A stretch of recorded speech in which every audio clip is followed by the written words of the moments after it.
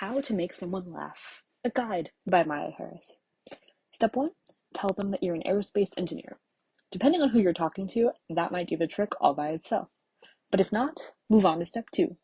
Step 2, tell them about all the cool things you've done in your life. The rockets you've launched, the satellite you've built, the awesome internships you've done, and so on. Step 3, then tell them that the most stress-inducing, soul-sucking, blood, sweat, and tears project that you've ever done was building a puppet. Trust me, gets a laugh every time. Welcome to the adventures of Maya Harris and the puppet that ate my junior year. Let me set the scene. It all began just under a year ago, when I was getting ready to retire from my role as co-president of the Stanford Student Space Initiative. Instead of relishing at the thought of all the sweet, sweet free time that would soon be mine, foolish young me thought that I would simply wither away from boredom without an extracurricular activity to occupy every moment of my time. So I went looking for something new. I come from a family of deep musical theater lovers. My brother's actually a theater major. And I found my calling with Stanford's spring show, Little Shop of Horrors. For those of you who may not be familiar, Little Shop is about Seymour, a man who works in a flower shop.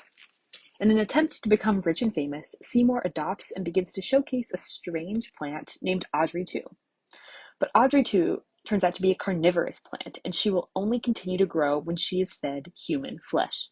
Over the course of the show, Audrey grows from the size of a normal houseplant to a 12-foot-tall monstrosity capable of eating people whole.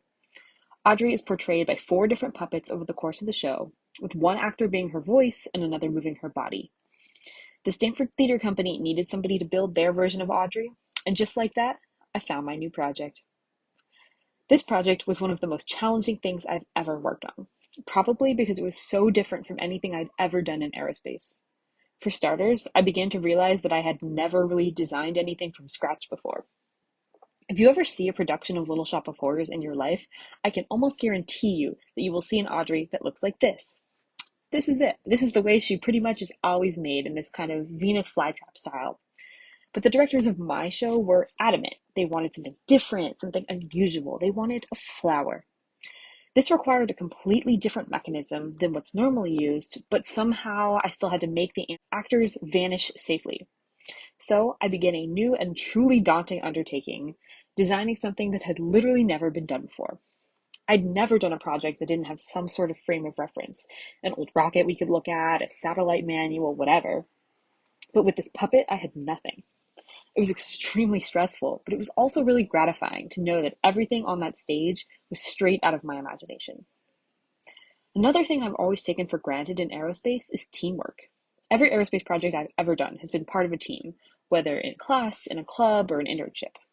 When I got hired to be the puppet designer, it was just me. And at first, I thought I'd be fine. But this led to late nights and stress tears and the sinking certainty that this stupid puppet would simply never be done. But luckily, I had excellent friends who were ready to help. Suddenly, design problems I'd been struggling over for weeks were solved by fresh eyes, and late nights in the workshop became something to look forward to instead of something to dread. I learned to ask for help when I needed it, and I've developed a new and oh so thorough appreciation of the joys of teamwork. This project was also so uniquely challenging because the design process was so different from anything I'd ever done before. In aerospace, you design for functionality first, and aesthetics are sort of an afterthought. Who cares if your rocket is pretty if it doesn't fly? In theater, aesthetics are just as, if not more, important than functionality. Who cares if the puppet works if it looks ugly and ruins the show? And rather than trying to create the best experience for the actors who are going to use the puppet, I was trying to create the best experience for the audience, 40 feet away. This really pushed me as a designer and an engineer and forced me to make very intentional choices. And even though this project had absolutely nothing to do with space, it reminded me what I love about aerospace. Working to integrate the puppet with the actors so that they could move and dance safely revived my interest in human spaceflight and working with astronauts. And when something broke during the very last dress rehearsal, the heat of the moment and the crunch time decisions reminded me why I want to be a launch engineer. In the end, the puppet wasn't perfect, but it sang and it danced and it ate and it laughed, and the audience soaked it all in. It was not exactly how I had envisioned my spring quarter, and I plan on taking a long break from theater tech. But no matter how many rockets I launch in the rest of my life, I won't forget the puppet that ate my junior year.